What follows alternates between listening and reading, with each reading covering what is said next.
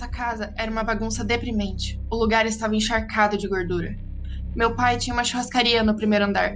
A ventilação da loja era horrível, então o ar oleoso penetrava no andar de cima e ficava por ali. Tudo, das paredes aos móveis, estava encharcado dessa banha grudenta e amarela.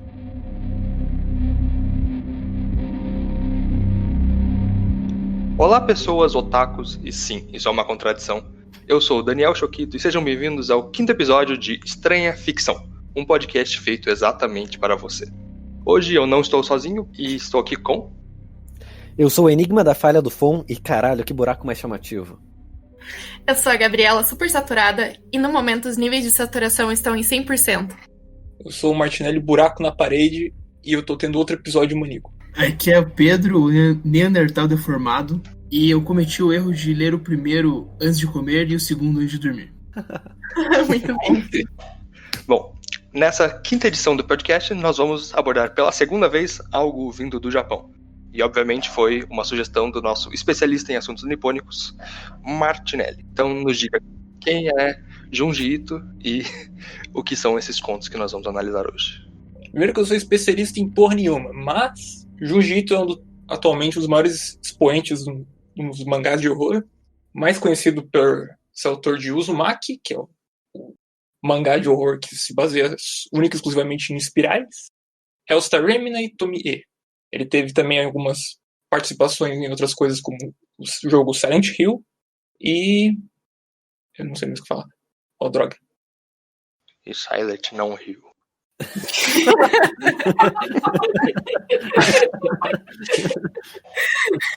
Bom, e com todo esse histórico de ficção de horror, em um estilo japonês, nós escolhemos 2 contos para esse podcast. O Glyceride e The Enigma of Amigara Fault, que é, no caso, um dos mais famosos, eu imagino, né? Sim, realmente. Considerado por muitos o melhor conto curto dele. Mas antes de nós chegarmos nele, vamos para o Glyceride, que é um conto que acho que se encaixa bastante com a proposta do podcast, que é falar sobre coisas estranhas. E de mentira, são ficções. E de mentira, nem sempre. Esperamos. E nem sempre estranha também. Mas nesse caso é as duas coisas. Enfim, vamos para Glyceride.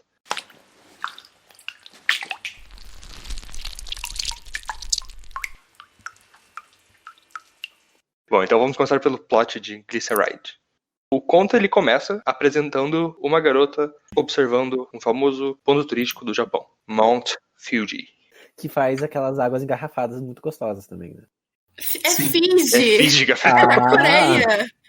Não, Fiji fica no Pacífico. Não é? Quer dizer, é um país, no caso. Então. Mas enfim. Começa então com a garota observando o Monte Fuji e pensando sobre como aquele ambiente é saudável para ela. E como ela se sente bem olhando o Monte Fuji. E como ela não quer voltar pra casa. Isso, com medo de voltar para casa. Eu acho que isso já é meio que uma metáfora do autor, porque ele faz uma segunda intenção nesse negócio, porque a pessoa olha e ela já sente um sentimento de que ela queria fugir. Ai, Daniel. Meu Deus do céu, Dani. 3 dias pra chegar nessa piada. E então, por que ela não queria voltar para a casa dela? Ou como eu disse, por que ela queria fugir? Porque a casa dela, né, era infestada de gordura do restaurante que vinha, né, do restaurante do pai dela, que era uma churrascaria que ficava, acho que na sobreloja, assim, né? Ela morava numa sobreloja de uma churrascaria. O que já fica a ideia. Os japoneses comem churrasco. Come, porra! Né, não é coisa de gaúcho. Nani. Tanto que aqui tem o Taisho aqui no Batel, que tem o Taisho não sei o que vende churrasco japonês. É, exatamente. O Taisho aqui em Curitiba indica que o povo japonês come churrasco. Não, eu mas tenho medo de quem mora em cima desse restaurante aí. Churrasco Medo da carne desse restaurante, puta merda. Pois é. Então, a garota, quando ela volta pra casa, o ambiente muda completamente, né? O desenho, quando ela olha pro Monte Fuji, é tudo claro, limpo. Quando ela chega em casa, é tudo sujo e com aquela desenho com riscos em todo lugar, porque Ashura. queria mostrar como o ambiente era pesado. Agora que você mencionou, eu acho que os quadros do Multifury são os únicos frames verdadeiramente limpos do mangá inteiro. Enfim, mas o ambiente doméstico oprime a protagonista, né? E acho que é por isso que ela tem tanta aversão pra voltar pra casa. As paredes são empapadas em gordura, os lençóis são inteiros. Ela diz que sempre quando limpa as roupas, elas não duram muito tempo limpas, porque elas já ficam todas gordurosas. Então, o pai dela é totalmente engordurado. O pai dela, que no caso que cuida do restaurante, ele tem tipo um cheiro de banha. E também a casa também fica toda engordurada porque não tem ventilação, né? Apesar de ser no Exato. sublógio. Sim. Mas é sério, a arte desse quadrinho é muito bom, assim, tipo, dá uma sensação de um ambiente asqueroso, assim, logo que você bate o olho, assim, né?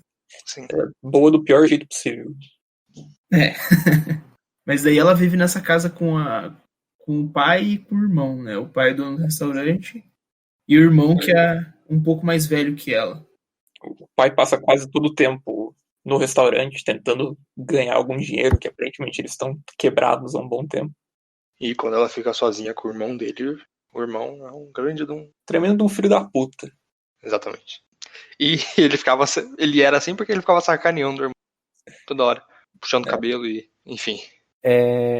Então a gente nota que a protagonista ela tem uma aversão da casa não só por conta do ambiente asqueroso trazido pela gordura da loja que fica embaixo, da loja da churrascaria que fica embaixo da casa dela, como também um ambiente opressivo por conta das pessoas que lá convivem com ela. O irmão abusivo, o pai dela meio ausente, porque é um cara que fica trabalhando lá na churrascaria o tempo todo, e o irmão, ele tem um costume estranho, né? Peculiar. Ele bebe óleo que fica guardado na cozinha for fun, assim. Virar a garrafa de óleo como se fosse refrigerante, assim. E assim, pra melhorar, né, a minha análise do podcast, no podcast eu decidi experimentar. E eu cheguei à conclusão que até que é bom.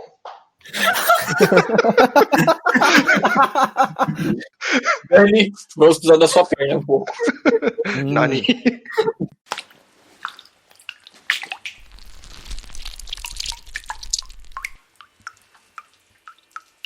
Então, mas enquanto o gamer tomaria Monster, o irmão dela, da protagonista, toma gordura o tempo todo e compulsivamente. Isso tem algumas consequências para a fisionomia dele. Exato. Não apenas o fato dele estar constantemente imerso num ambiente de gordura, o fato dele ingerir mais gordura faz com que o rosto dele pipoque pequenininhas espinhas. No início começa um pouquinho, né, quando ele entra na puberdade, mas depois começa a encher a cara dele inteira. O que o Jiu-Jitsu faz, e é um recurso recorrente dele, para trazer tensão ou horror para a história, é extrapolar coisas cotidianas, né? Sim. As coisas vão ficando muito absurdas, assim, de um jeito opressor, assim, para quem olha pra tela, porque é visualmente agressivo. Isso também encapsula outra ferramenta bastante comum dele, que é essa compulsão dos personagens com alguma coisa que desencadeia efeitos absurdos depois. Uhum. E aí fica a questão, o cara começa a querer beber óleo por quê? Seria porque, tipo, o fato dele estar imerso em gordura faz com que ele comece a querer se tornar a gordura. Então, eu acho que é um pouco daquela filosofia de se você não pode vencer seus inimigos, se junte a eles, sabe? E o que acontece depois na história? E aí depois que o irmão dele, que era tão malvadão dentro de casa, quando sai na rua, os outros moleques japoneses veem ele com a cara cheia de espinha e falam assim: ah, você, espinha, cara, homem glicerina, vai apanhar. Cara de cratera. Sim, isso aí é curioso, porque você não sabe se ele já era agressivo dentro de casa por conta das agressões que ele sofria do lado de fora, porque a família dele, evidentemente, não era bem de renda, ele também nem sempre foi uma pessoa muito bonita, mas ele podia estar compensando pra cima da irmã, com, tipo, essas atitudes horrorosas que ele tinha frente a ela. Sim. Ou vocês acham que foi tomando o óleo e, sei lá, se tornando imundo por meio disso, que ele começou a ser escroto? O que vocês pensam? Não, eu acho que ele era escroto desde o início. Mas provavelmente eu culpo um pouco da formação dele, porque um pai que, né? Todo o ambiente, né? Tipo, você viver em um ambiente imundo daquele jeito, mas o pai não estando sempre presente, cuidando do restaurante e tal. E com uma irmã um pouco, digamos, passiva, submissa, eu acho que isso pode ter colaborado para ele fazer uma persona de si mesma mais agressiva, assim. Ele tá redirecionando o ódio, né? Eu acho que é um pouco disso também. Porque como ele sofria lá fora com o pessoal da escola, então ele tinha que descontar alguém, né? Mas apesar de que parece que ele começa a sofrer mais na escola por causa das espinhas, né? Mas imagino que ele já sofresse antes, porque, como a própria menina diz, as roupas dele estão sempre empapadas em gordura. Verdade. Então, com certeza é algo que chamaria atenção. Fica a questão, será que o Oil Man sofria bullying? Realmente. O Oil Man, na verdade, ele não usa roupa porque tudo fica muito oleoso. Então ele só usa sunguinha ali, que é o mínimo necessário para não ser preso. Seria o Oil Man, então, uma história alternativa do Glyceride? Ou é o meu spin-off brasileiro de Glyceride? Pra você ver, você não precisa necessariamente virar um escroto. Você pode sair de bicicleta, foda-se. Mas enfim, quando ele então apanha indo pra escola, a irmã dele vê isso, né? E o fato dela ter visto isso faz com que ele fique mais puto ainda, porque mostra mais uma insegurança dele, né? Não só ela vê, mas ele vê que ela vê. Exatamente. E ela viu que ele viu que ela viu. Sim. Então ele fica puto e decide tornar a vida dela ainda mais um inferno. Porque conforme as coisas vão piorando pra ele vai piorando pra ela. Depois de sofrer bullying, de tipo, apanhar na frente da irmã dele, com quem ele tenta sempre se parecer superior, ele desiste de ir pra escola e começa a ficar só dentro de casa. Quando eles voltam pra casa dessa vez, ele tipo, dá uma surra na irmã mais forte que o normal, e o pai vai lá intervir. Só que o garoto despiroca, né? Foi tipo, caraca, olha pra minha cara, olha toda essa gordura, olha, ninguém gosta de mim, e dá um socão no pai, né? É o primeiro close-up na cara dele cheia de espinha. Sim. Eu acho que é legal notar que não é tipo cheia de espinha, parece um enxame de buraquinhos com pus dentro, sabe? É horroroso. É tripofobia. Trigger warning pra quem tem tripofobia. Isso mesmo. Meu Deus do céu. Que coisa horrível. Se você não gosta de buracos, não é um mangá pra você. Nem esse, nem o próximo. Enfim. Daí, depois, então, que ele consegue se revoltar contra o pai e ficar, digamos, mais independente, né? Ele decide usar a independência dele para fazer a coisa que ele mais gostava na vida dele, que era beber óleozinho geladinho. Quentinho, né? Um óleo geladinho.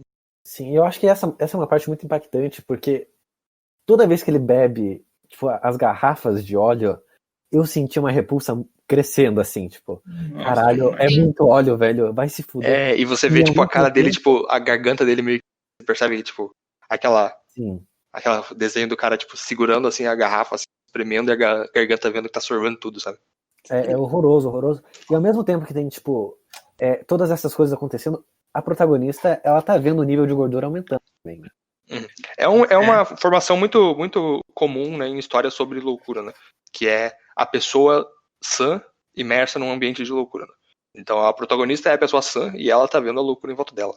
Mas daí ela fica nesse... A protagonista tem esse negócio do nível de gordura, né? Que agora ele começa a aumentar mais vertiginosamente, assim, né? Tipo, Sim. ela analisa ao redor dela e meio que o sexto sentido dela começa a disparar que basicamente esse nível de gordura é a loucura que tá chegando à casa dela, né? É uma manifestação da situação opressiva em que ela se encontra. Tipo, uma manifestação física da situação merda que a família dela cria pra ela. E as coisas vão piorando cada vez mais, né? Porque o restaurante do pai dela começa a dar errado ainda por cima. Já não parece muito bom, ultimamente parece estar cada vez pior. As pessoas provavelmente não se interessavam muito em um restaurante completamente sujo. Provavelmente. Mas eu não gostaria muito. Realmente, né? Provavelmente o irmão dela gostaria. Não, ele só vai no restaurante e tem um moleque todo fudido, descido, pegar óleo de cozinha e subir de novo. O pai podia ter contratado ele pra lamber as paredes, tá ligado? Então, mas tem mas tem essa questão também que fica na minha cabeça, que eu sempre nesse discurso assim de aceitação da própria aparência e tudo mais, é engraçado como mesmo a gente que tem consciência de que é melhor que as pessoas se aceitem, senão elas vão ter uma vida infeliz, a gente continua criticando o moleque por ele ter, tipo, uma cara entulhada de espinha, né? E por a gente continuar achando isso repulsivo. Eu acho que tem um duplo jogo, assim, com o Junjito brincando, ó. Tá, ele é um monstro, mas o que você tá pensando sobre ele também? Não te tá tornando um monstro tal qual, sei lá... Você não seria capaz de dar um soco na cara desse moleque também? Eu não queria sujar minha mão, velho. Nossa, É verdade. Eu não encostaria na cara dele, não. Eu acho que eu daria um chute nele. Enfim, mas tem toda a reflexão que, pelo jeito, não é muito importante. Vamos continuar aqui.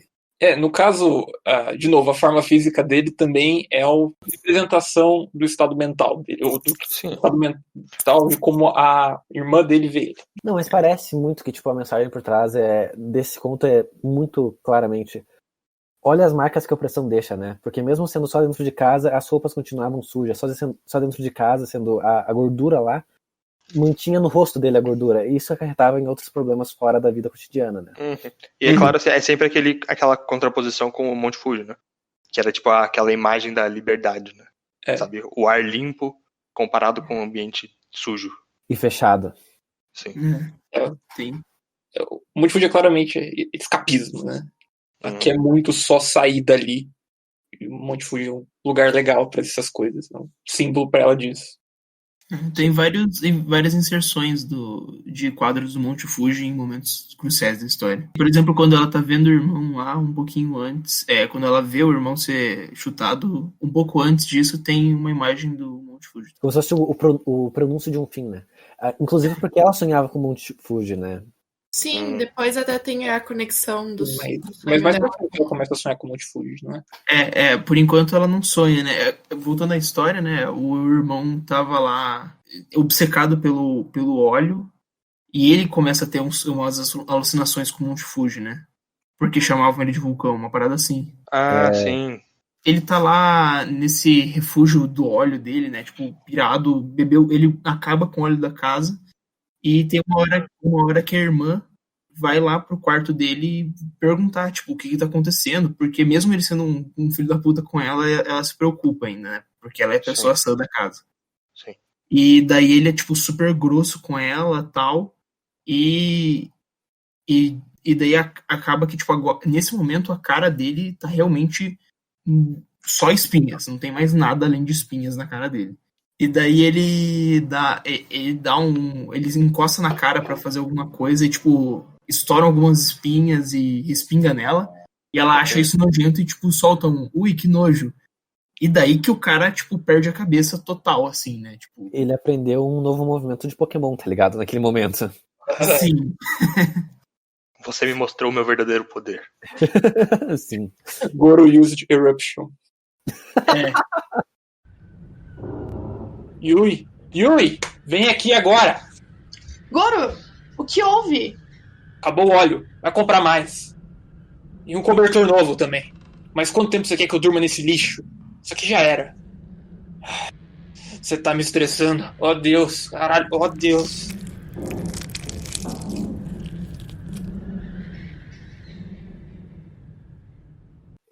Como os japoneses falam gore, né? Goro. Sim. Eu acho que foi até intencional do autor. E talvez seja interessante fazer uma análise pra ver se Yui significa alguma coisa boa, sabe? Deixa eu abrir aqui o site que tem nomes japoneses. Yui significa pano elegante. Olha aí. Só. Então realmente tem tipo um jogo de palavras que é muito comum na literatura e nos mangás japoneses com os nomes, né? Goro porque é o nojento, né? Gore. Goro.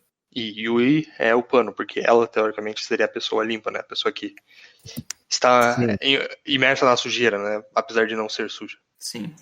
É o pano que limpa a sujeira. Ou que tenta, né? Porque... Bom, Caso limpa, mas acaba se sujando. Tenta limpar, mas só se suja no processo. Mas daí o Goro descobre o movimento do Pokémon dele, né? É o momento de maior escrotidão desse conto inteiro. Quando ele decide usar todas as nojeiras da cara dele pra impor sobre sua irmã. Alguém quer descrever essa cena nos mínimos detalhes? Ai, meu Deus, como que eu descrevo isso? Então, depois que ele espreme algumas espinhas acidentalmente na cara dela e ela fala, ui, nojento. Ele fica, hã? Você me chamou de nojenta, querida? Aí ele tipo, não, né? Você não fez isso. Você vai ver o que é nojento. Aí ele pega ela pelo braço, derruba ela. E eu não sei se vocês já tomaram bubble tea, mas sabe quando tá no final do chazinho? Aí só sobram as bolinhas de gelatina com essência dentro, daí vocês pegam um monte e estoura tudo na boca. Eu acho que eu nunca vou fazer isso. Realmente é um game changer de experiência, né? Exato. Ou quando você pega plástico bolha, só que um papel de plástico bolha, só que você pensa que tá cheio de pus dentro desse plástico bolha, aí você aperta. É o que ele fez com o rosto dele. Exatamente, mas você não aperta assim normal. Você levanta o plástico bolha com as negócios, gordura dentro, levanta pra cima da sua cabeça, aperta com a boca aberta, tá? Pra sentir o que ela sentiu. Sim. A gente tem também a imagem dele, espremendo o rosto dele assim com as mãos. E todas as coisas se unindo no meio pra fazer a grande erupção. E é nesse momento que ele fala sobre ser o Monte Fuji e estar em erupção. E como a minha nojeira vai espalhar, dominar o mundo, coisas assim. Sim. Começa o negócio de megalomania. Eu quero contar que, assim, eu tenho lido uns livros. Um livro se chama Ciclonopédia, que é sobre o petróleo sendo um ser senciente. Tipo, que controla as coisas, sabe? E organiza, sei lá. O petróleo é arma de guerra e também movimenta tudo, a economia. Nesse sentido, eu senti muita semelhança, como se tipo, o óleo fosse uma coisa senciente, sabe? Querendo se espalhar e dominar e ficar cada vez mais oleoso. Eu achei, tipo, essa cena sensacional na história de um dito. Pro mundo específico dela, o óleo tá querendo dominar, né? Sim. Eu adorei a frase enquanto ele espreme na cara da irmã as espinhas. Let it rain grease. São 2 páginas É. detalhando toda essa cena. E Tem até um desenho que é interessante, que você vê, tipo, o rosto dela quando tá caindo, né? Que é, tipo, a página inteira, né? Tipo, quer dizer, dividido assim na vertical. E, tipo, o rosto dela tá, tipo, super limpo, assim, bem desenhado, sabe? O olho dela, assim, bem claro. E daí, tipo, e daí pra cima é só, tipo, aquele desenho com achuras e tudo. E vindo, né? A chuva. E não para, cara. Não para de escorrer. É muita coisa. Muita Sim. coisa. Começa até a fazer uma poça embaixo dela. Exatamente. Até que então chega, finalmente, o herói dessa história. O grande herói dessa história. O homem panela chega e dá um tchablau na cabeça do garoto. O homem panela sendo o pai dele. Exato. Dá uma feitada no moleque. E ele cai no chão, com o rosto todo esvaziado, né? Depois dele ter feito o expulsion dele. O pai olha e fica tipo, que escolha eu tive, desculpe Goro, com o garoto murchando no chão, uma poça de óleo. Ai, cara, é muito nojento esse negócio. Sim. Aqui dá a entender que ele mata o filho dele com uma frigideirada na cara. É verdade, não é uma panela. A diferença entre uma panela e uma frigideira é só o grau, né? Mas no caso aqui, frigideiras são mais usadas pra fritar. Caraca, é verdade. A frigideira é usada pra fritar, Martinelli. É verdade. Enfim. Tá. Não, daí corta. Aí, pela primeira vez, a gente começa a acompanhar 2 figurantes aleatórios que a gente não sabe quem é nem nada. E eles só estão falando que eles querem comer em algum lugar. Sim. Daí o cara sugere assim, vamos lá na churrascaria e tal. Lá no Dharma. Não, Dharma, aquele lugar é um nojo. Puta que pariu. Não, mas agora eles estão com uma carne nova que é só a nata. Macia, sabe? Marmorizada. Não tem nenhum elo entre essa cena e a anterior, senão o fato que alguma coisa mudou e o restaurante agora tá bom, né? O restaurante está atraindo pessoas, no caso. No caso, estava bom, porque o moleque chega e já acabou a comida. Quando ele chega, acabou, né? Provavelmente era algo que né, tinha um suprimento muito restrito. Talvez o suficiente para compor uma pessoa. Pequeno ser humano. Um adolescente. Daí agora, chega num outro turning point da história, que é a nossa protagonista. Ela tá deitada, dormindo, sonhando, e já com aquele negócio do nível de saturação já está em 70%, e ela começa a ter esses sonhos com o Monte Fuji. Só que ele entrando em erupção. Exato. Tipo, são cenas dela quase se afogando na banha que emerge do Monte Fuji. É a noção de que não há escapatória, né? Nem o sonho dela de um ar livre vai perseverar no futuro próximo, sabe? Sim.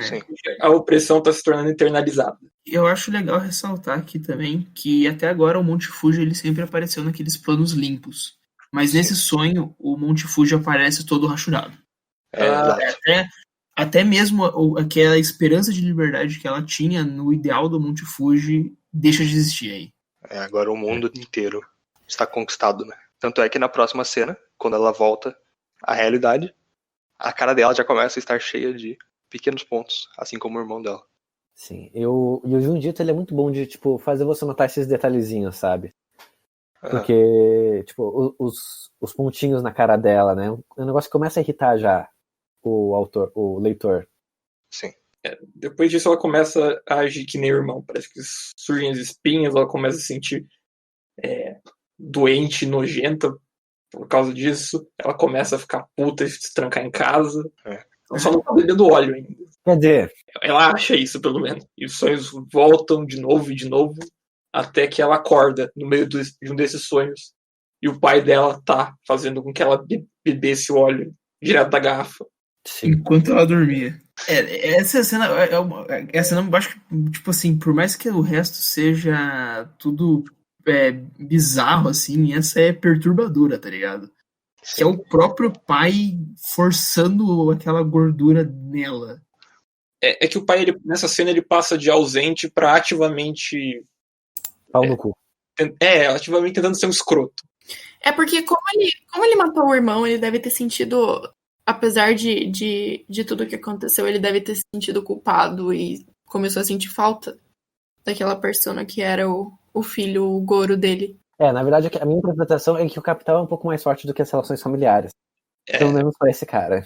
Ele tá interessado em criar novamente o produto que fez a churrascaria dele dar certo por alguns dias. A gente tem que lembrar aqui que a mãe dela, ela teoricamente sumiu, mas depois de um tempo dá a entender que ela também foi a primeira vítima desse pai, né? Eu não tinha me ligado nisso. Eu não me liguei nisso, onde... Mas faz sentido, né? Porque no início do conto diz que a mãe foi embora, né? Abandonou ele. Então, tem todo esse contexto, né? Essa revelação sobre a persona do pai. Ela acorda com o pai botando gordura na cara dela pra ela ingerir. E a gente acredita que é na esperança de encontrar o produto de novo, né? Da carne dela fica gordurosa ao ponto de ele poder cortar e vender como... Fazer novamente o produto de sucesso. Né? Um produtinho de sucesso familiar, né? Receita da família. Literalmente. A carne, o próprio Wagyu, aquela carne famosa japonesa bem cara, ela é meio que feita assim, né? As vacas ficam paradinhas, bebendo óleo, pra não poder se movimentar muito, pra não tonificar os músculos, e ingerem gordura. E daí a gordura ela fica entre o músculo e fica molinha. Então, fica nas fibras, né?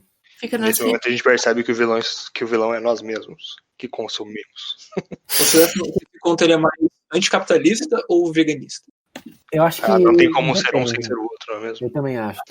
Assim, o liberal falaria, bom, se tem o produto é porque tem consumo, sabe? Então, fica aqui. O liberal diria, vender crianças,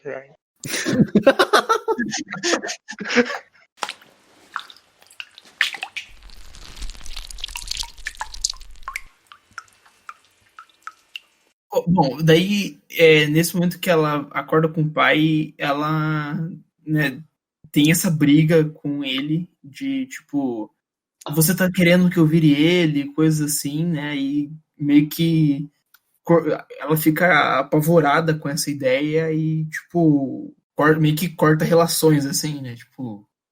Você vê que... O pai, ele dá aquela famosa desculpa de que todo culpado dá, tipo, você tá louca? Olha o que você tá pensando. gaslight, que se chama. Exato. Mas a gente vê que no fim das contas o pai é, acima de tudo, um covarde, né? Porque ele não é, tipo, um cara que ativamente vai querer fazer o que for preciso, sabe? Ele tenta sempre atacar na surdina, né? Ele não quer que, por exemplo, os filhos descubram que ele matou a mãe, supostamente. Ou que a irmã saiba que ele matou o irmão. Quer dizer, que ele não apenas matou o irmão, como ele fez dele o produto da churrascaria. Sim. E a partir disso, ela não consegue mais se sentir segura, ela para de dormir. Tanto que tem uma hora que ela tá no quarto dela, o pai abre meio na surdina. E ele vê que ela tá acordada e olhando pra porta. Mas essa, por sinal, é uma cena bem assustadora, né? Você pensa, né? Tipo, você tá no quarto escuro e do nada a porta abre, o cara olha assim bem um pouquinho e fecha. Sim. E aí, depois disso, passa-se um tempo, aparece uma cena do restaurante fechado e logo passa pro pai bebendo uma garrafa de óleo. Ele mesmo bebendo. Sim. Aí começa a falar que o restaurante estava fechado e que a pele do pai dele começa a ficar oleosa e gordurosa, assim como era do irmão dele. E Você vê as rachuras da gordura meio que saindo da pele dele como se fosse uma fábrica, sabe? Como se fosse fumaça. A única diferença é que acho que por ele ser um personagem mais velho, eu não vi tanta espinha. Não vi tanta... Você vê as coisas mais lisas mesmo, né? E acho legal de ressaltar aqui que tem um ponto importante que, tipo, o restaurante fechou. Logo você presumiria que o nível de gordura ia abaixar, né? Mas como o pai continua bebendo, ela comenta que o nível de gordura não diminuiu nem um pouco, tá ligado? A casa continuou aquela bagunça engordurada e que nada descia. E até parece piorar, tá ligado? Sim. Parece que o teto chove gordura, né? Começa a aumentar, tanto que nesse ponto ela começa a falar que os níveis de saturação lá da casa estão em 90% já, assim. Que não tem nem mais água limpa. Sabe, a água da banheira pra tomar banho tá, tipo, toda cheia daquela gordura flutuando, sabe? Tipo quando você limpa, faz uma panela. A louça. Isso mesmo. E o futon que eles dormem até tá... não é mais um colchãozinho, né? Ele é um colchão cheio de gordura.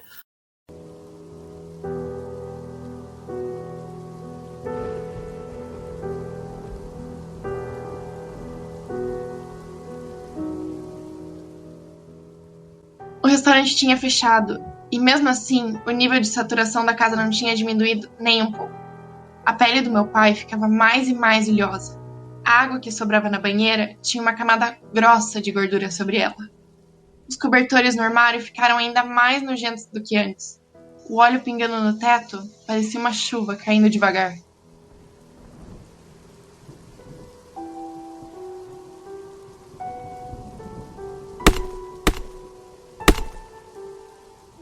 A gosma amarelada jorrando do que restava da perna do meu pai já não era mais sangue, mas gordura. Só gordura. O nível de saturação agora estava em 100%.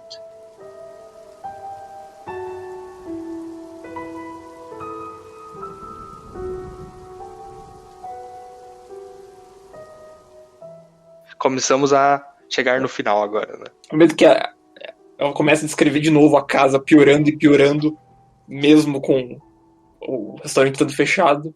Até que chegou um momento que ela ouve um barulho e ela vai ver e tá chovendo gordura nas escadas. Ela começa a descer e ela vê o pai dela cortando. Como que eu descrevo essa cena? Ela é muito única. Cortando a própria perna como se fosse um talho de carne. E ele tá se apoiando numa só enquanto a outra vaza algum líquido que ela veio descrever que não era sangue, era só gordura amarelada, meio marrom. Sim. E ela finalmente conclui. Os níveis de saturação agora estão em 100%. E tem um painel que é só gordura e acaba. Exato. Nossa, cara, esse final... Essa parte foi muito boa. Você vê que o cara tava tão louco que, tipo, a necessidade de vender o negócio, que era a obsessão dele, tipo, Já não tem mais nenhuma lógica, porque se ele morre, ele não pode vender. Não, ele um pouquinho antes ele fala, tipo assim, loja de churrasco, foda-se, que eu não quero isso, e dá um golão de óleo, né? E agora, tipo, provavelmente ele tá cortando a perna pra ele mesmo comer porque ele tá maluco, velho.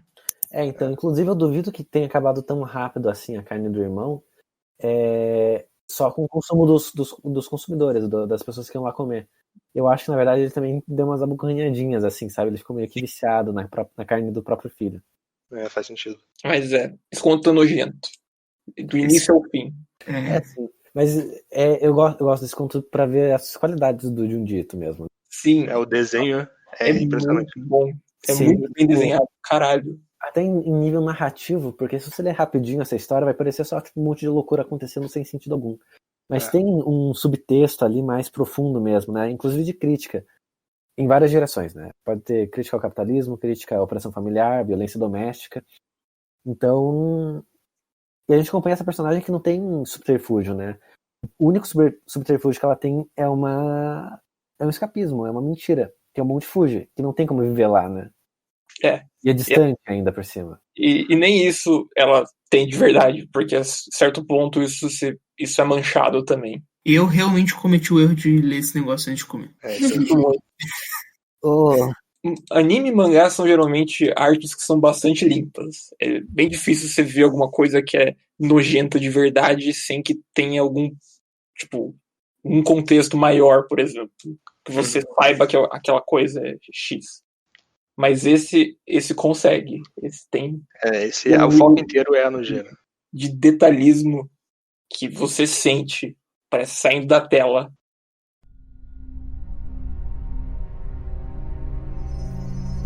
Há não muito tempo atrás, houve um grande terremoto na província de Hyogo, e várias cidades e vilarejos foram devastados. Perto do epicentro, uma enorme falha foi formada na face norte da montanha Amigara, e ela era profunda e se estendia por quilômetros. Isso era um sinal de que coisas ainda mais estranhas estavam por vir.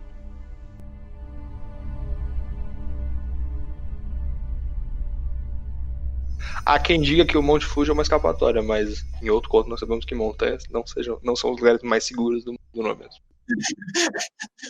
Seu conto é o Enigma da Falha de Amigara. Ele começa descrevendo o incidente que causou todos os outros, né?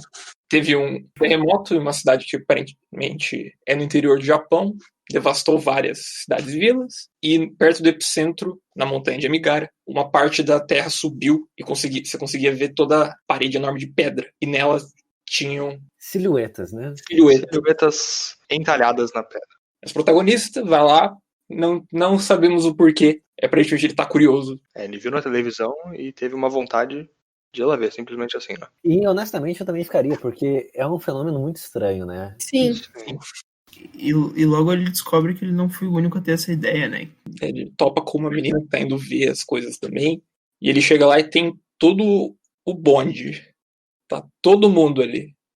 Uma galera observando as estranhas silhuetas na parede. E bom, não é só a galera autonomamente, tem repórteres, cientistas, porque é um mistério que acho que acometeria, se acontecesse na vida real, o mundo inteiro, né? Sim. Tem gente colocando, tipo, câmerazinhas pra ver até onde que vai esses buracos, né? Mas... Então a gente tem várias pessoas unidas, alguns por fins científicos, alguns por fins jornalísticos e outras pessoas por impulso, depois de ver as figuras na TV, de ir pra região, né? Sim. Mas você imagina, né? Tipo, mesmo se alguém tivesse feito isso, tipo, uma pessoa mesmo, tipo, uma empresa tivesse feito isso, como que teriam feito, né? Porque, pô, tipo, os buracos, assim, tão fundos. E eles subiram da terra. Pois é, tem desse lado também.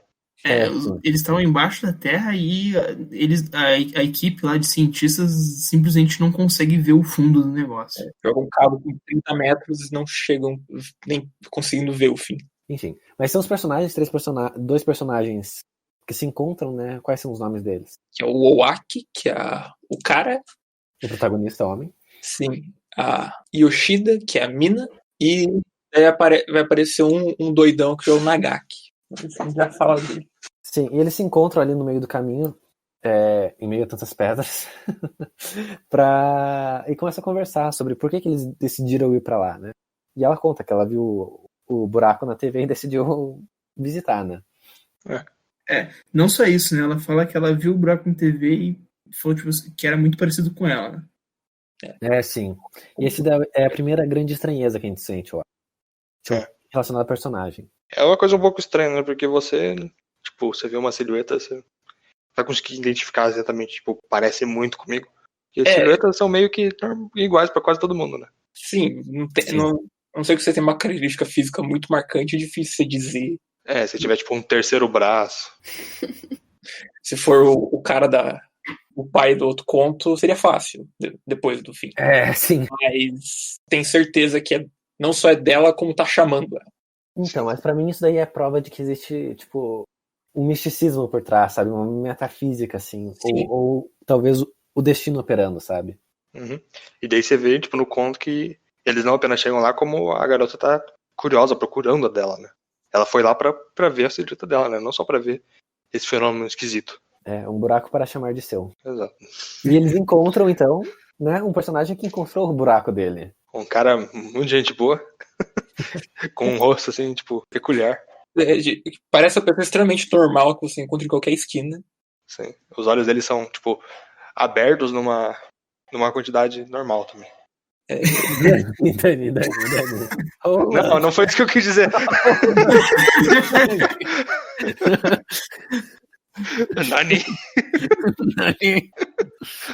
É só porque o cara tem uma cara que parece um pêssego, assim, sei lá. Ele é, tipo, muito esquisito, o rosto dele tá tudo chupado. E ele fala uma frase clássica, né? This is my hole.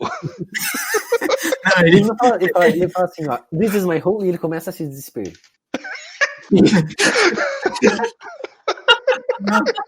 O melhor é que a primeira, quando ele se introduz, ele tipo assim, beleza, meu nome é Nakagaki e eu vim aqui procurar o meu buraco.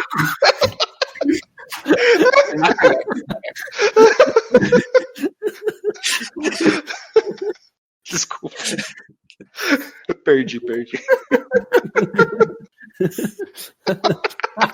cara escroto, velho. Velho, esse cara é errado em tantos níveis.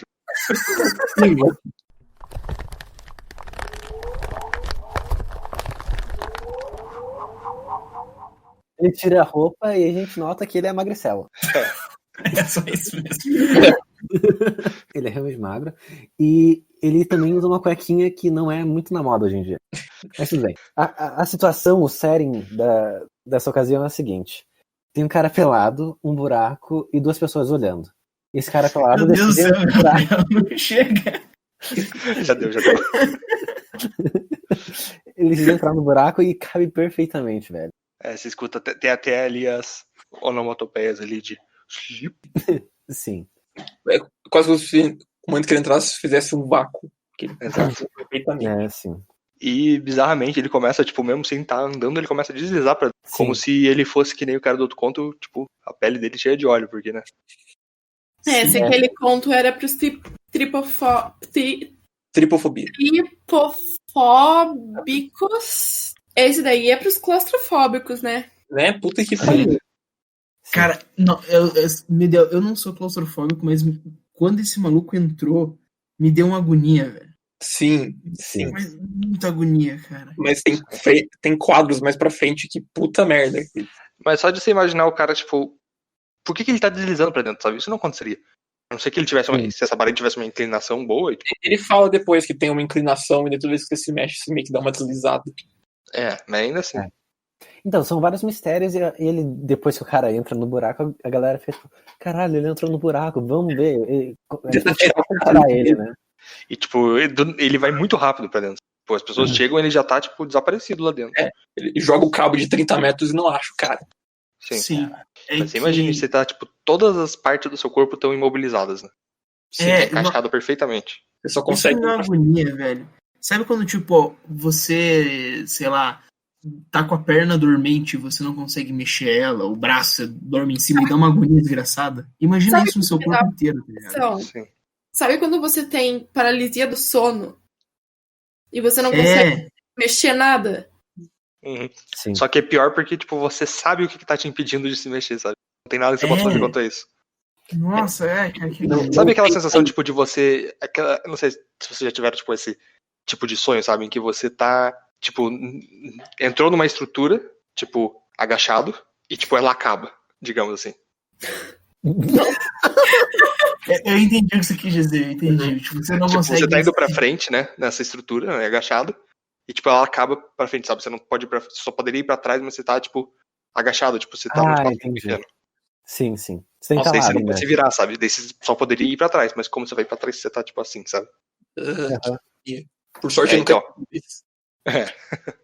Então, mas também acontece de, enquanto esse cara entrou no buraco, os profissionais de segurança tentam entrar no buraco e não conseguem, né? Porque não são adequados pra ele, né? As pessoas não cabem nesse buraco, porque não é o buraco deles. Sim, exatamente. Mas acontece do cara entrar e daí tem a equipe de segurança tentando resgatar o cara. E nesse meio tempo, a menina, ela fica visivelmente apreensiva, né? Aquilo afetou ela muito. Não por causa do Nakagaki, foda-se o Nakagaki, ele é só um doido qualquer. Mas por ela. Exato. Mas acontece a situação e o dia vai terminando, né? Sim. Então as pessoas decidem acampar lá, porque em vez de ir embora, né? Melhor ficar nesse lugar bizarro mesmo. Sim, e o que pode dar errado? É que nem dá pra ir embora nele. Eles escalaram uma montanha, deve ser uma viagem de um dia, tá ligado? Você tem que ficar lá. Caguei, tô vazando. Não fico perto dessa porra aí, não. Enfim, ele teve um pesadelo, né? Enquanto dormia ali no campo. Dorme, tem um pesadelo. Ele começa a ter pesadelos. Que ele é o Nakagaki.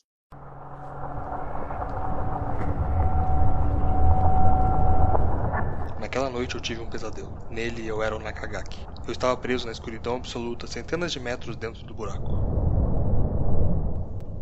Eu estou preso. O terremoto deve ter deformado o buraco e agora eu não consigo me mexer. Alguém, qualquer um, eu preciso de ajuda.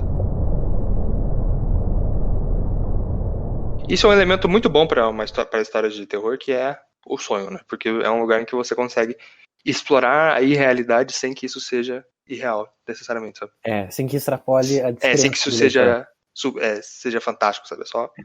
Sem que quebre a sua suspensão de descrença. Isso daí já me lembra o Lovecraft, né? Meu Deus. Bom, o Junjito, ele fala, inclusive, que Lovecraft foi uma das inspirações dele. Sim, justamente por isso. Sabe, o sonho, ele é um lugar em que pode, digamos, descobrir coisas reais, mesmo você não estando lá, né? Sonho é o espaço que você pode quebrar regras. Sim. Que o que importa apenas é o significado. Não... E eu tive uma certa impressão nesse conto que talvez o que ele está vendo no conto não seja uma mera ilusão dele, sabe? Sim. Pra mim, isso tem outro nome. Viagem astral. Pode ser. Mas de fato, o que ele sonha, né? Ele sonha que ele é o cara peladão lá. Sim. E ele tá preso, ele tá chamando por ajuda, mas ele não consegue ver nada pra frente, não consegue virar pra trás e ninguém pode ajudar ele, né?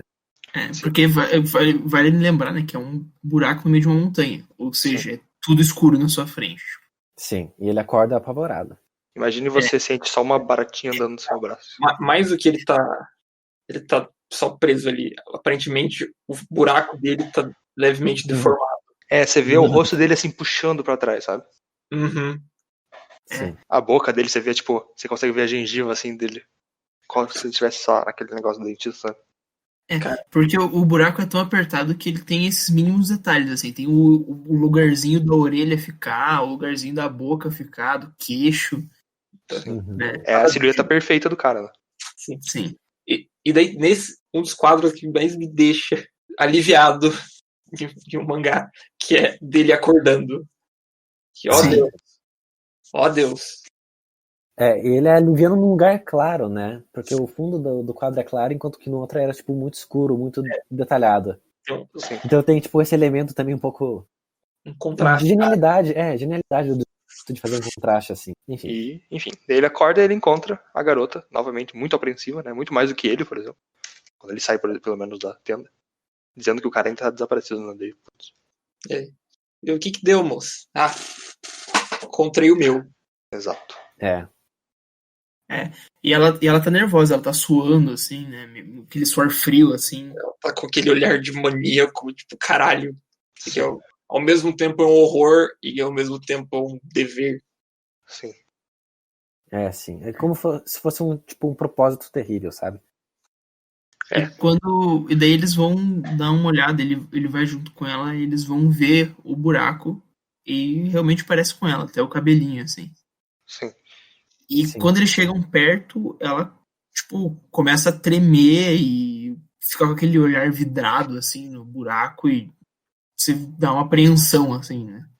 E ela diz ainda que esse buraco estava esperando por ela esse tempo todo, né? Assim, desde que saiu. A maneira Sim. como ela fala é como se ela não tivesse agência nenhuma, que é a parte que eu acho mais admirável desse conto como um todo. É tipo, eu vou entrar, queira eu ou não, e quando eu entrar não tenho como voltar. Sim. Sim. E pra piorar tudo, né? Eles olham para o lado e mais uma pessoa está O completamente Goro. desesperada. Não, parece um pouquinho o Goro, só que ele fez um tratamento estético. Uma limpeza de pele, e daí ficou E peladão já- e entrou no buraco. Ele escala, né? Ele escala e ele tem que tirar o óculos para encaixar perfeitamente, né? Porque o óculos ele é uma leve Alteração. da silhueta dele. Mas esse é mais legal, porque o outro tava no chão, assim, né? Esse tá lá em cima e ele vai escalando desesperadamente, assim, né? Tipo, Sim. sai da frente, deixa eu subir aqui. Enquanto o Nakagawa entra de boaça lá, ele tá Nakagawa. tipo. Nakagase. Nakagawa. Isso. Ele entrava de boa e esse aí tá desesperado, porque parece que, diferente do outro, ele, tipo, tentou evitar de alguma forma, né? Sim. E ele já tá sabe, com né, olhar- que o destino dele é o mesmo do outro cara, né? Desaparecer pra sempre. Ele manda o famoso. Diz pra minha mãe que eu gosto dela. Dá pra ver na cara dele e na fala dele que, tipo, cara, não tem outra escolha, não rola. Tipo, eu vou e Esse é o meu destino, né? é como se estivessem forçando ele. É isso. Enfim, depois que ele entra e a galera fica, tipo, desesperada que outra pessoa entrou, mais pessoas começam a achar o próprio buraco, né? E começam a entrar. E começam a entrar. E a protagonista, Mina, a Yoshida. a Yoshina, ela começa a tremer, ela cai no chão e começa a falar, meu Deus, eu tô apavorada, eu vou entrar nesse buraco, eu vou morrer ali dentro, e não tem nada que eu possa fazer. Ele está me encarando. Ele está dizendo pra mim, venha e entre em mim. Exato. Então o protagonista tem a solução genial, que é pegar pedras do chão e encher o buraco de pedras. Eu faria a mesma coisa, cara. E não sei por que a galera não enfiou as pedras lá, logo no. Sim, Quando eu vi que o cara já tava indo lá, ó, aquele primeiro.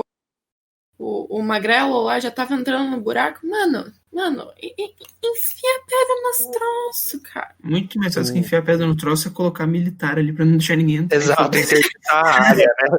Porra. Você não vai entrar. Se tentar entrar, a gente metralha você. sim. Não, né, porra? Você isola a área, você não metralha a pessoa, você dá uma porunhada tá nela. um pouco Wilson Witzel aí, né? Inspirado um pouco nesse conto, o poeta brasileiro Carlos Drummond de Andrade escreveu o poema Tinha uma Pedra no Caminho. Ah, não, eu sabia. Essa foi previsível, hein? Eu tava esperando desde o começo. E eu acho engraçado que as pedras, elas fazem a onomatopeia clata. Isso é meio estranho. Clata. Bom, isso foi o que traduziu, né? É. Uhum. Mas ainda assim, eu nunca vi essa onomatopeia na minha vida. Em japonês. Enfim. Ele diz, então, problema resolvido. Não está vendo? Ela olha e fala, reticências.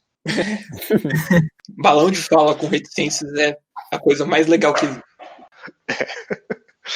existe. Mas então, ela claramente não fica satisfeita.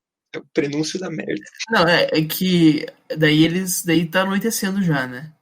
E eles vão pra dormir e ela fica com tanto medo que fala pra dormir com ele e eles têm aquela noite meio romântica ali, assim. Pois é. Rola até um beijinho.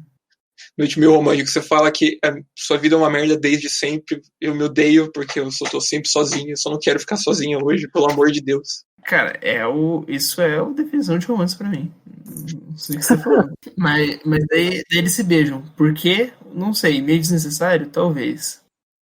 Foi um momento meio Star Wars episódio 9. Isso realmente liga com o que vem depois, né? Que é a história sobre os antepassados, né? O sonho que ele teve. Sim, Mais e novamente um ele tem outro sonho.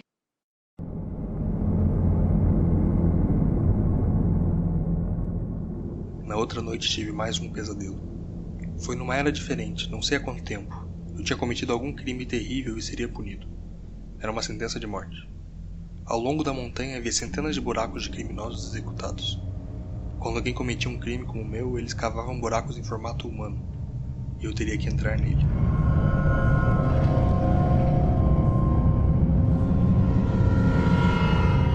A parede era fria ao meu redor. Eu não tinha escolha a não ser continuar avançando. As paredes eram esculpidas de modo que me impediam de recuar. Eu continuei escorregando lentamente com cada movimento que fazia. E com o tempo senti uma puxada no meu pescoço. Para meu horror, meu pescoço parecia cada vez mais fino e apertado conforme me movia, ficando mais e mais longo, esticando ao ponto que deveria ter sido arrancado. Logo, não era só meu pescoço sendo esticado, mas meus braços e pernas também. Meu corpo inteiro sentia mais e mais pressão à medida que eu me movia.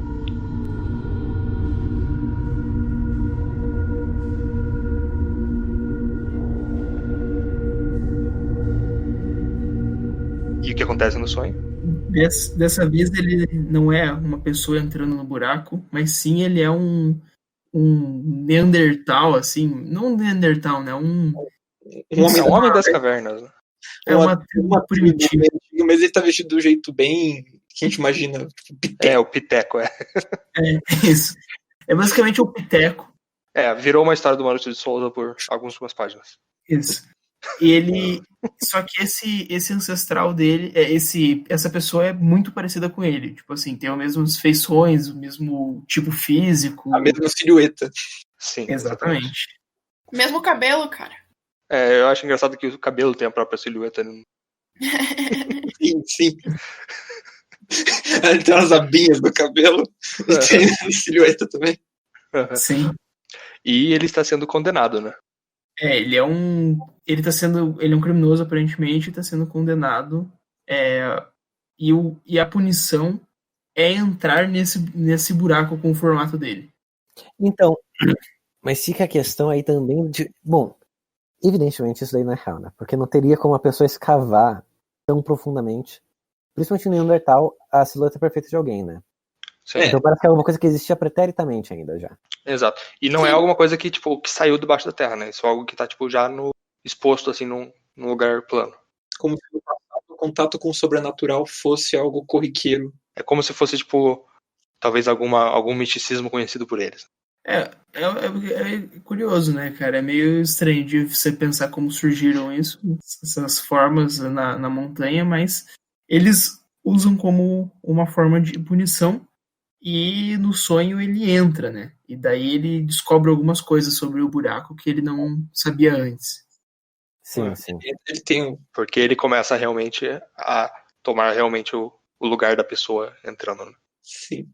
Quer dizer, já tinha tomado do e naquele momento ele teve só tipo um flash, ele se sentiu por um instante na pele, que daí ele acordou.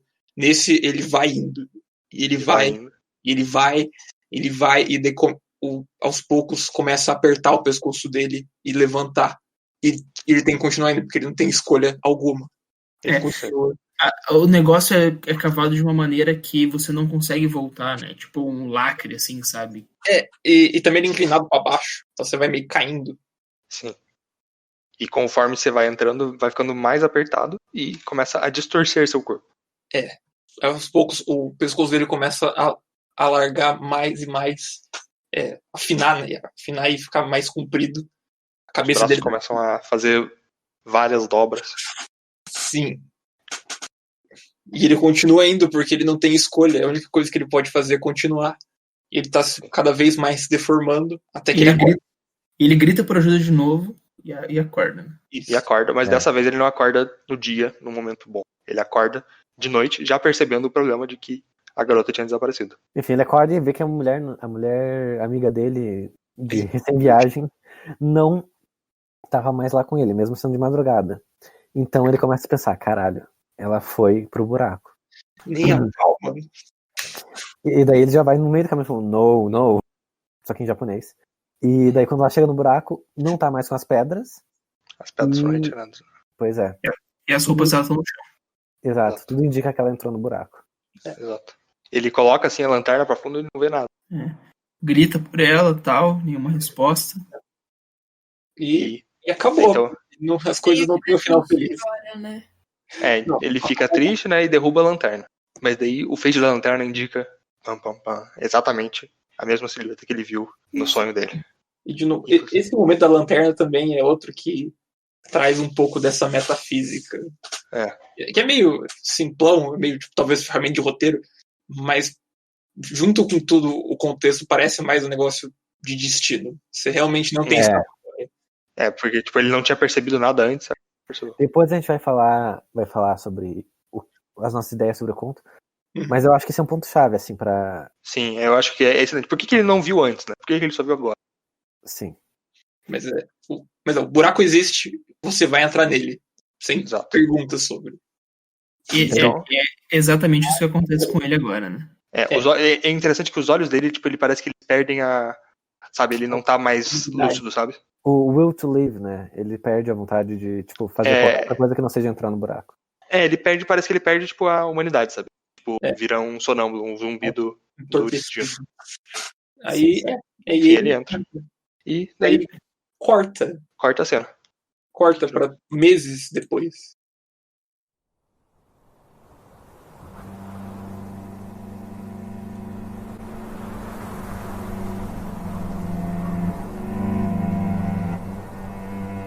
Professora, aqui. Então também havia uma falha do outro lado da montanha. Tenho certeza que essa foi formada pelo terremoto também, mas ao contrário da outra, essa é relativamente pequena. Há buracos também, mas esses não têm formato humano. Eles não parecem ter nenhum formato. Pergunto se esses buracos têm alguma relação com os outros. Vou olhar mais de perto. Senhora, venha ver, tem alguma coisa vindo pra cá.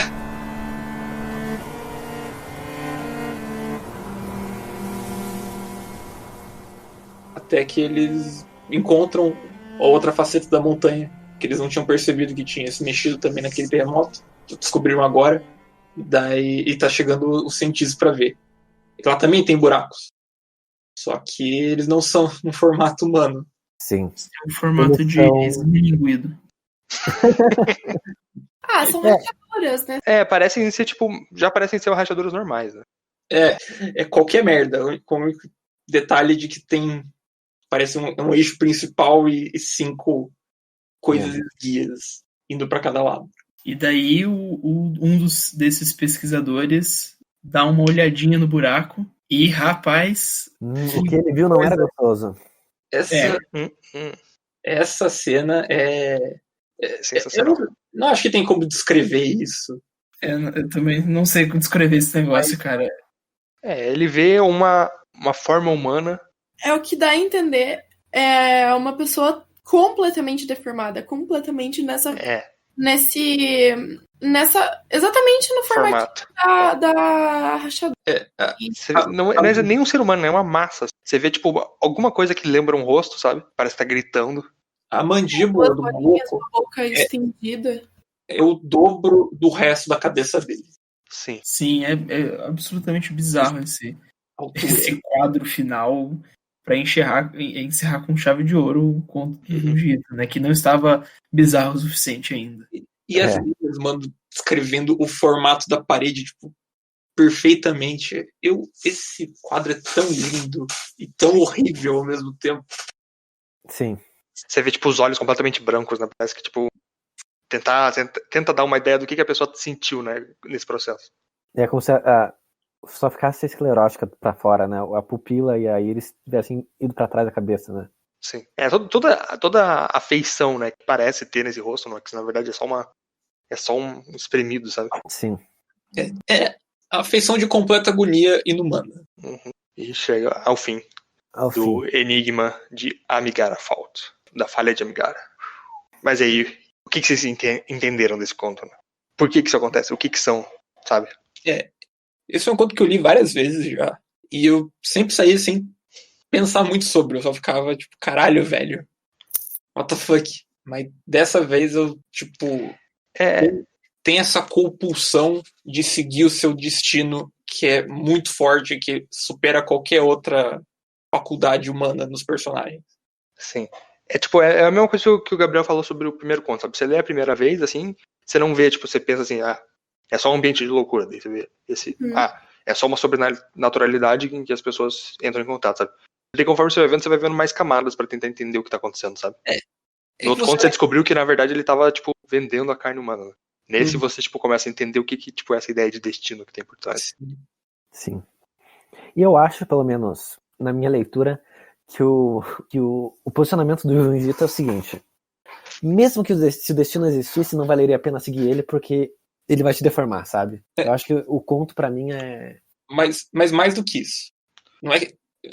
Não só não vale a pena, como você tem que seguir. Uhum. Que é a coisa amedrontadora de verdade. Tipo, o que eu entendo é, tipo, né, primeiro voltando para aquele sonho que ele teve, né, que tipo, eu, né, trazendo aquela ideia, negócio do sonho que pode te levar a uma coisa real, né, você tá acessando uma realidade verdadeira, sabe? O que talvez fosse aquele passado, né, tal, né, passado de Homem das Cavernas, talvez como se fosse alguma tribo primitiva que entrou em contato com esse coisa mística, né?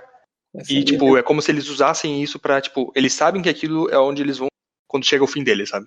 O fim da vida deles é lá naquele buraco, e a pessoa que é condenada, ela é antecipada, sabe? É tipo, ali é o fim. Daí a pessoa que tá condenada chega ao fim. Essa é a execução dela, né? De certo modo, parece uma meditação no a gente ter que confrontar a morte. Porque ela no caso, é o único destino que nós sabemos que todos temos. Mas a gente tem que só aceitar e aprender a lidar com isso. Uhum. E daí, tipo, depois, né, eles estão lá, né, ele e a garota já quer ir sem parar e ele, tipo, tá tentando salvar a garota, né. E, tipo, pelo que a gente vê, né, no final, que ele derruba a lanterna, a silhueta dele tava do lado da garota, né? Mas ele não tinha visto antes. Ou seja, ele não teve a necessidade de entrar na silhueta antes. Mas daí quando a garota finalmente entra, né, depois deles terem tido aquele romance rápido e tal, ele encontra a silhueta, é como se ele tivesse tido o destino dele cumprido, sabe? Ele tentou salvar, essa era a função dele. E daí depois que a garota finalmente foi, ele encontra de vez o dele e ele só entra. Porque o destino dele foi completo e chegou ao fim, sabe? Então, eu não sei exatamente até que ponto eu concordo com isso. Uhum, normal. Tipo, é verdade que ele tem um impulso inicial de ir pra lá, mas ele não tem impulso inicial de plano de entrar no buraco, é só uma curiosidade comum. Já os outros personagens, eles parecem desde o começo um pouco atormentados, sabe? Eu acho que, por exemplo, se não existe mais nada que você valoriza, só resta a morte, só resta o buraco pra você entrar. Ou mesmo só resta o destino que lhe é imposto. Você não tem, tipo, volição. Mas quando a amiga, a Yoshino, que era, tipo, o romance que surgiu pra ele naquele momento, desaparece e morre, eu acho que pro personagem não restava mais nada senão se juntar nesse destino perverso, sabe? Olha, eu não tinha pensado nisso, mas faz bastante sentido. E se você for ver todos os personagens que a gente vê que entra dentro Exatamente. da parede, eles têm uma afeição que lembra um estereótipo de pessoa que não tem muito, não se sentiu, não achou seu lugar na vida, sabe? Tinha um cara um pouquinho mais gordinho, um pouco de gordofobia por parte do Junjito, tudo bem. Ele tinha um estereótipo de nerd. Sim, o cara que era muito feio, a gente inclusive zoou ele. Ele era só um cara muito estranho. Tipo, parecia que ele queria, tipo, chamar a atenção, sei lá. Porque ele fala assim, olha, é meu buraco. Sim. E a maneira pacífica que ele aceita isso, tipo... eu acho que ele esteve por 2 páginas e ele viu totalmente bizarro nas 2 páginas. Sim. E a menina, desde sempre, parecia uma menina tímida, na dela, um pouco reprimida. Ela fala que ninguém nunca se importou com ela, meus pais se importavam comigo, amigos, eu só não quero ficar sozinho. Já o garoto, ele não tem esse lado, tipo, negativo, sabe? Ele até foi pra faculdade de Harvard e tal, tipo, era um cara bem sucedido. Sim, claro. Então essa é a minha interpretação do Kono, mas vocês podem discordar. Não, eu acho que faz sentido. Eu acho que, na verdade, a minha, tipo, a interpretação meio que complementa, tipo, elas meio que se autocomplementam, sabe? Certo, faz sentido. Pra mim é meio isso mesmo, cara, o negócio do destino e que a vida vai te deformar. Eu gosto da questão que ele traz de reencarnação, e na minha visão esses buracos sempre existiram e eles sempre foram os mesmos. Só as pessoas reencontram eles das vezes que elas são, sei lá, nascem em outra vida. Isso leva a outra coisa, né? Por que tipo, se o negócio tava escondido debaixo da terra, o que fez com que voltasse, sabe? Por que ele voltou pra superfície? Quase como se fosse, tipo, sabe, o apocalipse, sabe? Agora todo mundo... Sim. Um arrebatamento, se diz. Exato, arrebatamento. Então, Na verdade, esses contos eles não são standalone, né? Eles são umas histórias em si mesmos, mas fazem parte de obras maiores, tipo Tankobon, né? Com outras histórias. Às vezes essas histórias indiquem alguma coisa sobre o mundo não tá bom mesmo, sabe? Tem alguma coisa errada com o mundo. Uhum. E nesse contexto, o surgimento faz sentido, o surgimento da falha. Tipo, chegou a hora, né? Sabe? Chegou a hora, sim. O destino do personagem também é o destino da humanidade. Cumpriu o que precisava. Agora já não tem mais pra onde ir. Tem coronavírus. Ó. Enfim, eu gostei. Eu gosto muito desses 2 contos dele.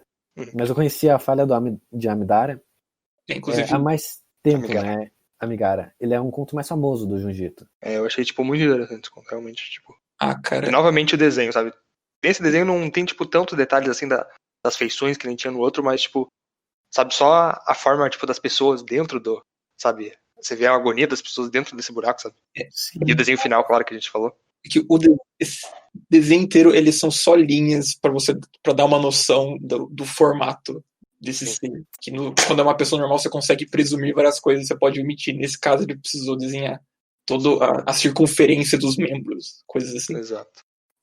Mas eu só quero compartilhar um pensamento que me dá uma agonia de pensar de que o cara fechou o buraco da menina com pedras e ela tirou depois e vai que escorregou uma pedra pra dentro do buraco. Ai, meu Deus do céu, que agonia.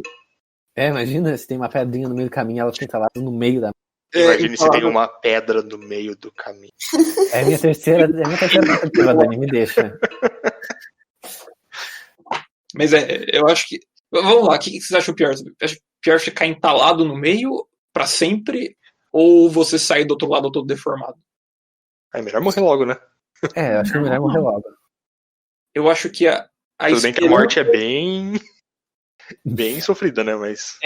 Na verdade, eu acho que a esperança do alívio de se sentir livre da pressão da parede vale a pena a rota horrível até chegar lá.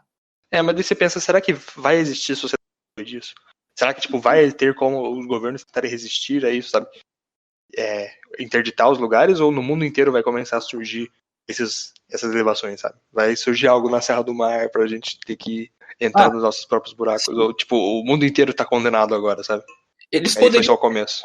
Mas ia custar muito caro, então foda-se. Vai quem quer, mano. De responsabilidade individual, sabe? Se o cara quer ir... tipo, eu acho que não vale a pena querer parar a economia pra isso. Sim. A minha pergunta é, vocês acham que o cara que tá surgindo ali no final é uma das pessoas que entrou nesse arrebatamento aí, ou é um Neandertal? Pode ser, verdade. Isso é uma boa, hein? Na minha interpretação, é o Nakagaki. Então, essa seria a primeira coisa que a gente sugeriria, né? Porque ele é e tipo um personagem. Não. Na verdade, a primeira coisa que a gente imaginaria, na verdade, é o personagem principal, né? Porque, tipo, ele que a gente vê ele entrando, daí corta, e teoricamente a gente veria ele saindo. Mas eu acho interessante pensar que talvez fosse o Neandertal, de que isso seria um processo tão longo, sabe, pra distorção, que, tipo, as pessoas daquela época, tipo, ainda estão chegando no final, sabe? E daí, talvez agora, que é o mundo inteiro que tem que entrar, que eles estão finalmente chegando no fim, sabe? Isso seria interessante, mas talvez esteja viajando mesmo. Eu acho que é uma versão interessante das coisas. Até porque tava embaixo da terra, né? Não tinha como sair. E tipo, mas será que ele não seria decomposto? Foda-se. Não. Por tempo ele seria decomposto. Ele teria morrido de fome e teria sido decomposto. Então, mas aí você tem que pensar no misticismo, né? Primeiro que daí, nesse sentido... É tudo muito ao pé da letra, gente. Sim. Você tem que considerar que quando você entra no buraco, você fica imortal. As leis não se aplicam, as leis do mundo não se aplicam a esse conto. É uma estranha ficção, galera.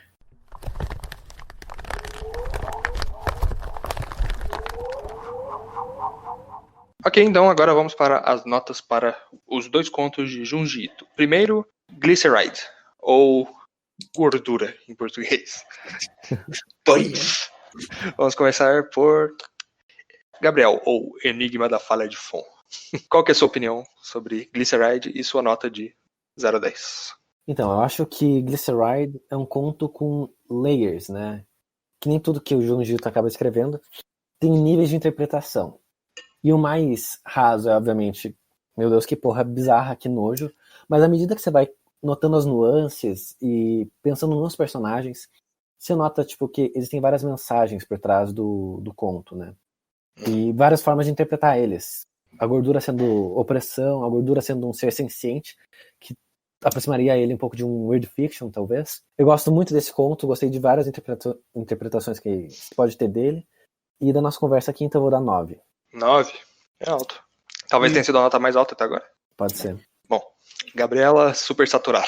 Sua opinião de 0 a 10 para Glyceride.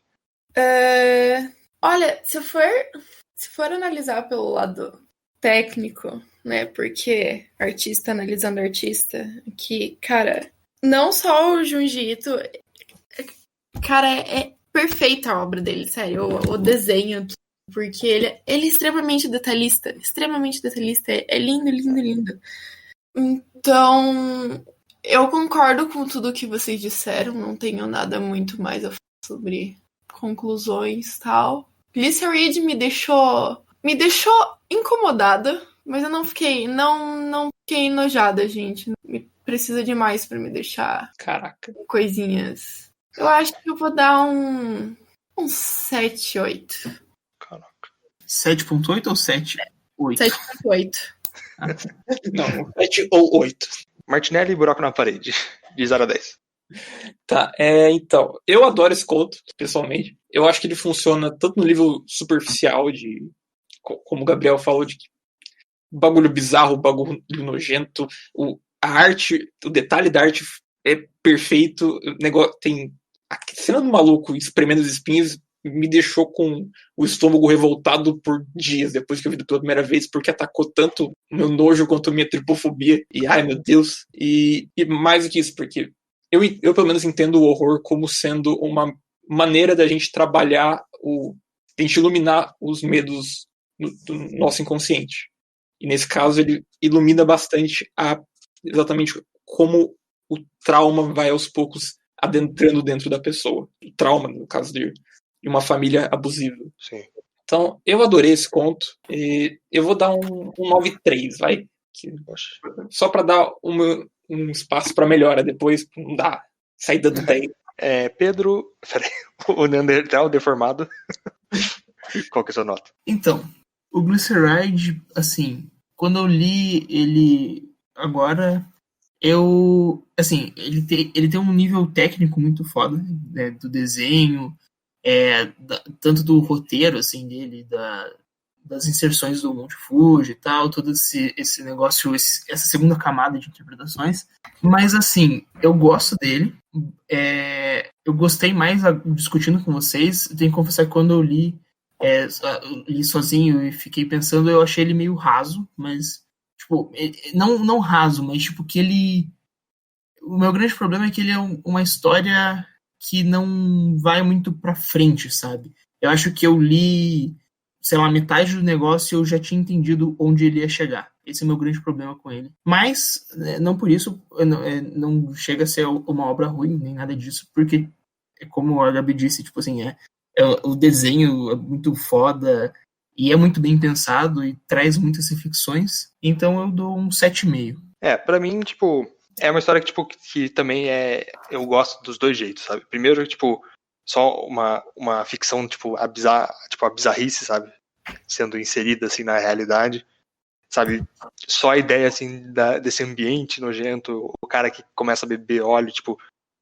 O garoto bebe óleo, assim, só por compulsão, né? Porque, sei lá, ele vivia naquele lugar e daí ele sentiu necessidade de se integrar naquele lugar, sabe? De começar a colocar aquilo pra dentro dele, né? E, tipo, a história mesmo, tipo, sem você ver o outro lado dela, né, a história que tem por trás, eu já achava interessante, sabe? Tipo, só daí você tá vendo, daí, tipo, o cara desaparece e daí, no final, ele tá cortando a própria perna, assim, daí, tipo, caraca, ele endoidou de vez, sabe? E daí tá escorrendo banha do buraco da perna dele.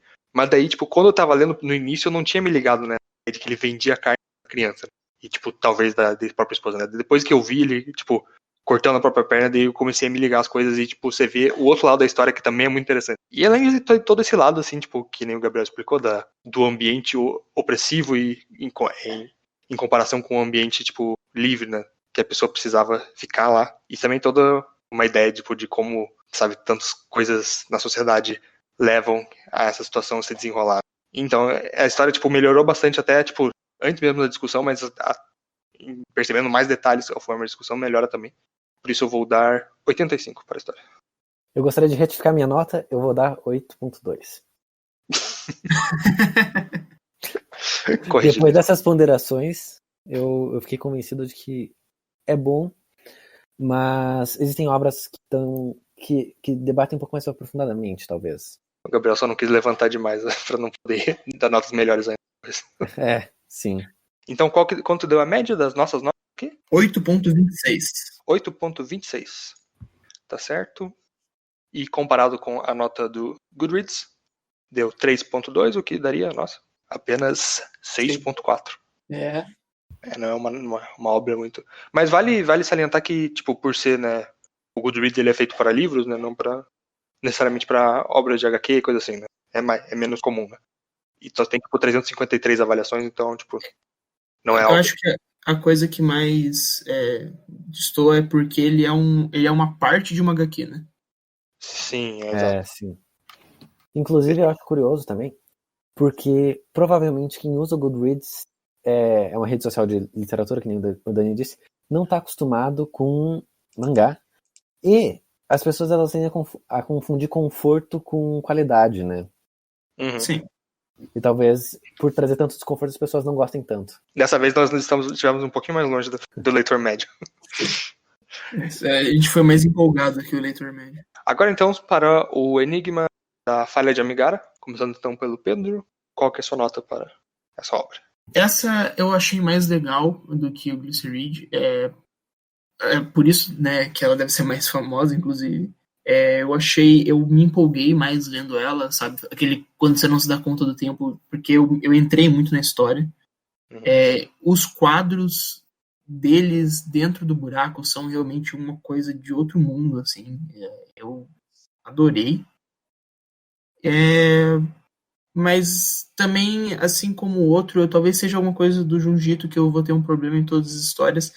Meio que você já percebe onde ela tá indo em determinado ponto, e isso mata um pouco o meu ânimo, mas eu achei esse mais legal do que o outro, porque ele me prendeu mais, mesmo eu já sabendo mais ou menos pra onde o negócio tava caminhando, sabe? Uhum. Minha nota é um 8,5. Certo. Martinez, sua nota? Então, eu adoro esse conto também. Acho que não é segredo pra ninguém esse ponto. Mas eu comparando com o Glyceride um pouco, tem quadros nesse Amigara que são estonteantes. As partes das pessoas presas dentro da parede são incríveis. Só que eles são pontuais, sabe? O Glyceride, quase todo o quadro é nojento, é detalhado com manchas de gordura pra tudo que é lado. E tem 3 cenas que vão um pouco e alguns quadros específicos que se destacam. Então a arte, ela é ótima ainda, mas ela é um pouco menos consistentemente ótima quanto o outro. E sobre o conteúdo, eu tive uns episódios maníacos recentemente. E, tipo, é muito bom. Me trouxe um novo nível de entendimento da reação, por exemplo, da Yoshida. De que você tem muito medo de algo que você só não consegue deixar de fazer. Eu adoro esse negócio, essa compulsão que é um tema recorrente no Junji Ito, mas no Amigara, né, nesse conto específico, ele é ao máximo. Eu adoro isso. Então eu vou dar um 9. Certo. Gabi, sua nota.